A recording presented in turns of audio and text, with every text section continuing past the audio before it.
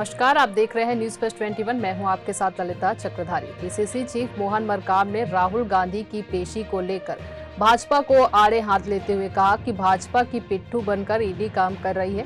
भाजपा विपक्ष की आवाज दबाने की कोशिश कर रही है। सभी आरोप निराधार है।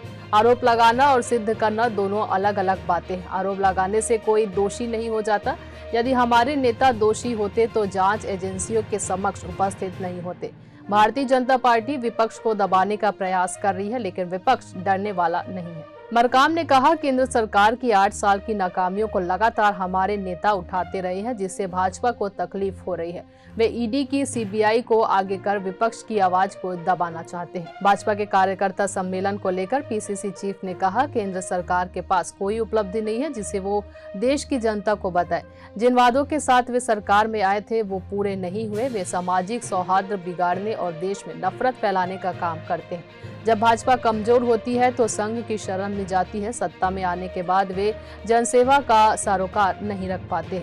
वे सिर्फ अपनी जेब भरते हैं, जिसका परिणाम छत्तीसगढ़ में भी सभी ने देखा है। जनता पार्टी केंद्र में बैठी मोदी जी की सरकार, जो ईडी और सीबीआई, जो चुनाव मैनेजमेंट की टीम बन गई है, जो लोगों को डरा धमका के डराना चाहती है, मगर ये ज़्यादा दिनों तक चलने वाली नहीं है। और जिस ढंग से आज हमारे मुख्यमंत्री के ऊपर धक्का मुक्की किया गया, उनको धकेला गया, तो जो तानाशाह मोदी सरकार की हम घोर निंदा करते हैं। और जिस ढंग से इस मुगालते में ना रहे मोदी जी इस मुगालते में रहे। सत्ता आती है, सत्ता जाते रहती है, मगर ये जान ले कि अब हमेशा सत्ता में रहेंगे।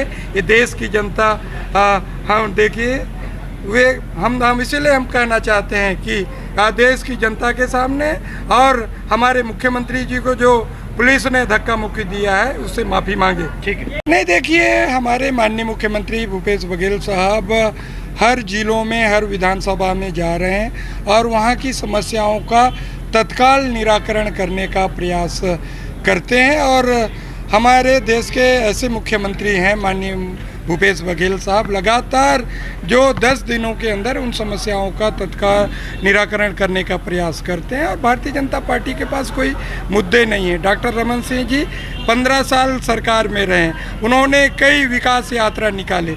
अगर 15 साल राज करने के बाद विकास यात्रा के माध्यम से उन समस्याओं का निराकरण किया होता तो आज ये स्थिति निर्मित नहीं होती। हमारी सरकार आने के बाद उन समस्याओं का कभी निराकरण हो रहा है। ऐसी जानकारी से लगातार अपडेट रहने के लिए देखते रहिए न्यूज प्लस 21, आपके हक की बात।